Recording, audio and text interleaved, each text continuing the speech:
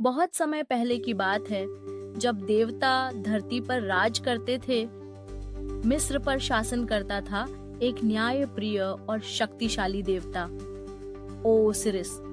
उसने लोगों को खेती करना सिखाया, सभ्यता लाई और मिस्र को स्वर्ण युग में बदल दिया।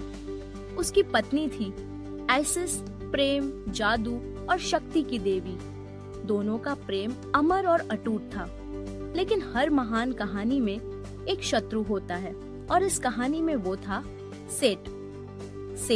ओसिरिस का छोटा भाई, जो ईर्ष्या और घृणा से भरा हुआ था। सेट ने एक षड्यंत्र रचा। उसने ओसिरिस के नाप का एक सुंदर ताबूत बनवाया और एक भोज का आयोजन किया।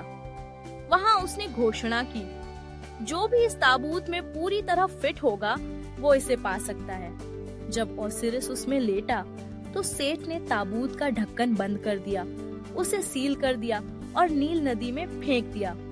मिस्र में अंधकार छा गया और सेठ ने सिंहासन हथिया लिया।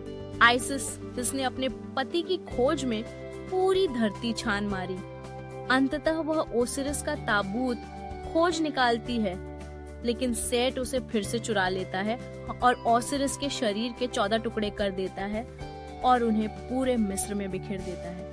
आइसिस हार नहीं मानती। वह हर टुकड़े को खोजती है, एकत्र करती है और अपनी शक्ति से ओसिरिस को जीवन देती है, भले ही कुछ समय के लिए। उसी समय में ओसिरिस और आइसिस का पुत्र होरस जन्म लेता है।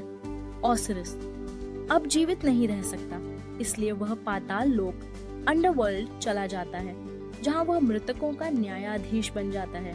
वर्षों बाद होरस बड़ा होता है और अपने पिता की हत्या का बदला लेने के लिए सेट को चुनौती देता है। एक भयंकर युद्ध होता है। अंधकार बनाम प्रकाश, अधर्म बनाम धर्म। आखिरकार होरस विजयी होता है और मिस्र में फिर से शांति लौट आती है। इस कहानी का संदेश: प्यार अमर होता है, न्याय हमेशा विजयी होता है और मृत्यु के बाद भी पुनर्जन्म संभव है, अगर विश्वास और शक्ति हो। Thanks for watching. Please subscribe and like for more videos.